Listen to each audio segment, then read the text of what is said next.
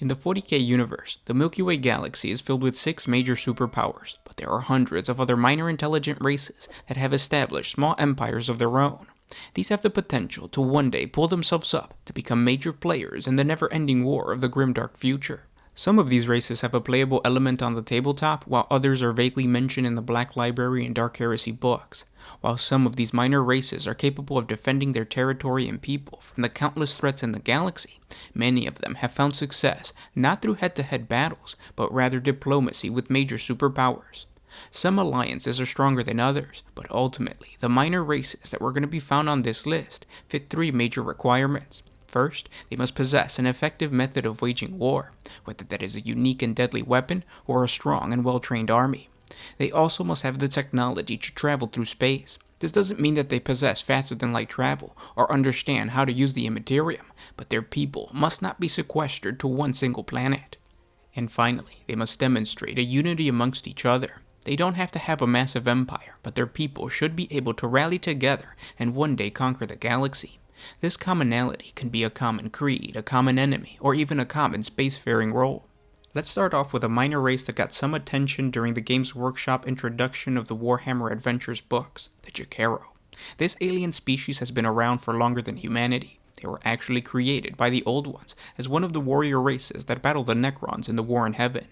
Although the Jokaero presumably fought alongside the Eldari and the Krork, and managed to survive the Enslaver Plague, the species didn't reach the same level of success as their comrades. This could be due to the Jokaero's cultural mindset, which seems to be centered around engineering and not conquest. They do all they can to survive and protect themselves, but ultimately, they're not a naturally aggressive race. The Jokaero's potential for greatness amongst the stars is hidden in their innate ability to create deadly and advanced weaponry. These weapons have such high renown that the Imperium refers to the Jokaero as weaponsmiths. Much like the Orc race, the Jokaero were created with a biological blueprint that allows them to build highly advanced technological systems without having to learn it first. Just like humans are born with an instinctual knowledge to breathe, the Jokaero know how to instinctually design a weapon. Unlike the Orcs, the Jokaero's technology can be used by any and all races, which is why the Imperium, most commonly radical inquisitors, have allied with this species in order to benefit from their expert engineering skills. When given the appropriate resources, a Jokaero is capable of building anything from a las cannon to spacecraft. The species has even been known to construct food synthesizers for long periods of famine or even space travel. With these technologies, a future Jokaero empire wouldn't have to drown out planets in industrial waste, or even require hundreds of mining worlds like the Imperium of Man. The efficiency of their advanced technology could sustain the entire empire, much like the Eldar craft worlds are able to sustain their populations. However, the crown jewel of the Jokaero's advanced engineering is definitely in the theater of war, specifically the creation of digital weapons. Sometimes referred to as digiweapons, these devices are as small as a ring and are either worn or implanted into the wielder. Once activated, the digital weapon can fire almost any type of projectile, from lasers to bullets. Although the device doesn't possess the same volume of fire as a regular-sized weapon, the damage it can deal is just as devastating. The size of the device also means that multiple weapons can be carried by one single warrior. A Jokaero army could possess a far wider range of weapons compared to a regiment of the Astra Militarum. When it comes to space travel, the Jokaero's understanding of astrophysics is also unusually deep, as they seem capable of tapping into unseen power currents that run throughout the galaxy and are unknown to all other intelligent spacefaring races, except maybe the Necrons. The Jokaero's unique starships take full advantage of this knowledge, as they are open-structured lattices that resemble a unique polyhedron and are unlike any other spacefaring vessel encountered by mankind. This unusual open structure is vital to the design, as it draws upon the same unknown interstellar currents of energy that the Jokaero are aware of. Some Imperial savants compare it to force weapons, as the psychic energy travels through the vessel's unique spiral shape. Thus, Jokaero vessels are able to move, maneuver, and even enter into the warp by simply making ongoing physical alterations to the starship's shape, thus drawing in on this unseen energy.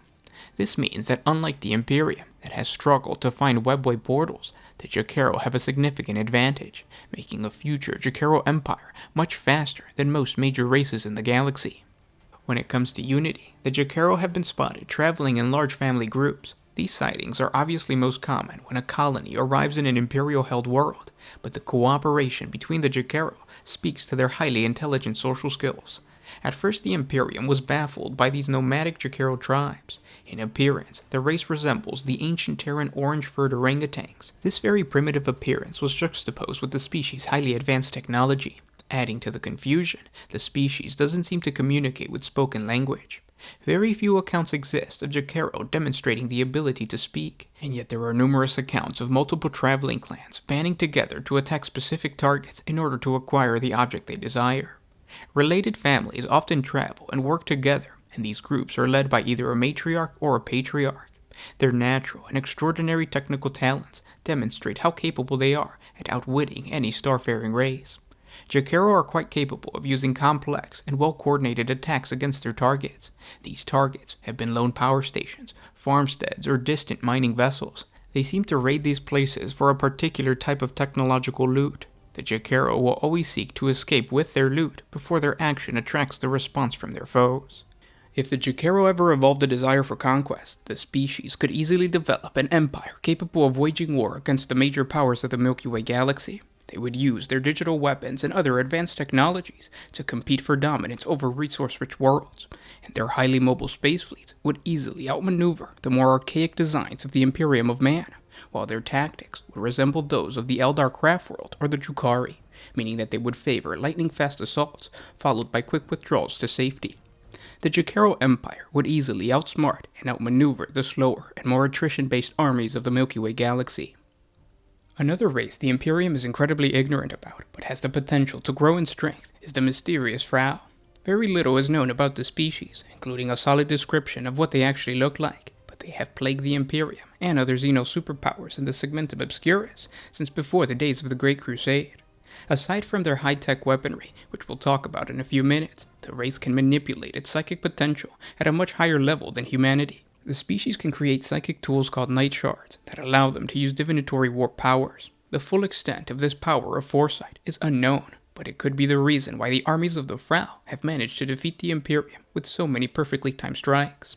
The fra'al have sent back many Imperial forces from their territory, and have been the cause of dozens of great Space Marine heroes being interned into dreadnoughts. The race has shown an unapologetic thirst for savagery in combat. Their primary melee weapon is a dagger they call a glass knife. The weapon is sharp enough to split ceramite, but has microscopic fractures that cause small chunks of the blade to splinter into a wound, causing incredibly agonizing pain.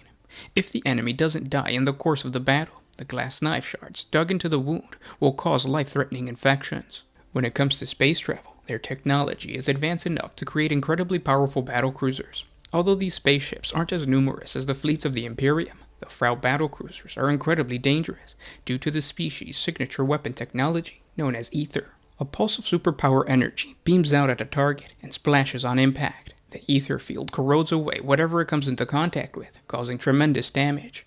Void shields have been reduced to nothing by the firepower of the race's ether cannons. Although these deadly ships have been encountered as part of raiding parties, the fra'al battlecruisers have been sighted standing vigil over planets that are presumably part of the fra'al Empire. The Imperium doesn't truly know how unified the species is. Obvious examples in the past have led many Imperial Navy captains to believe that the fra'al are actually protecting the borders of some undiscovered empire in the Gothic sector, but other accounts have pointed to the species being nomadic.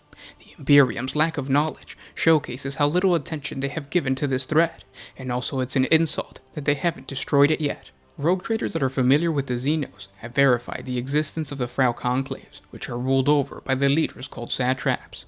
Although it is unknown how coordinated these conclaves are, they all have similar criticisms of the Imperium. They scoff at the way they treat their own species, specifically when traders sell human slaves, whereas the fra'al would never betray their own blood, preferring to trade in technology. The Inquisition fears that the fra'al could easily be masterminding an agenda for control of the Gothic sector, somewhere deep in their hidden empire. The fra'al are most likely combining their superior psychic powers with their highly advanced technology and building an arsenal that can conquer the sector. The species might even already have the Gothic sector surrounded, and every satrap in the region is simply waiting for the tides of the Immaterium to reveal the perfect moment to strike. Armies of Psi constructs that can rival the Psi Titans of the Imperium and even the Eldar Titans, coupled with an army of millions of monstrous Psyker savages, could be lurking in the unexplored regions of space. And those were some minor races that have potential to become superpowers in the 40k universe.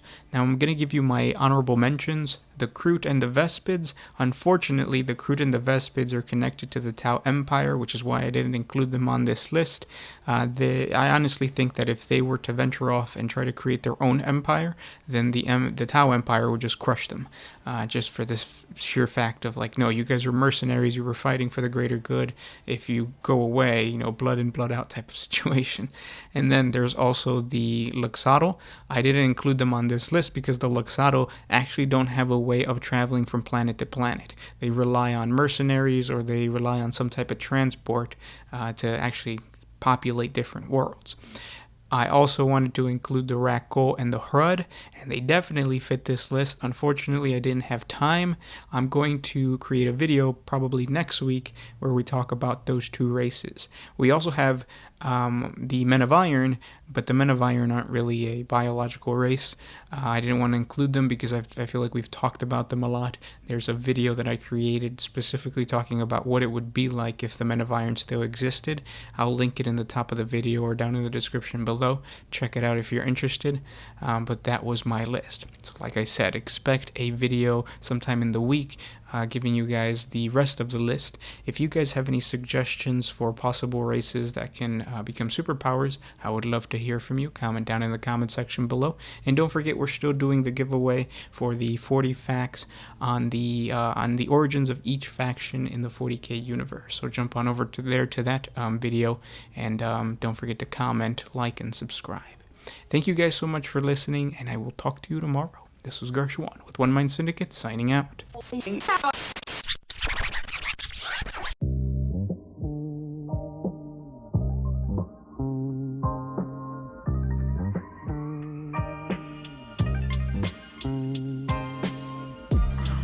I used to put my freedom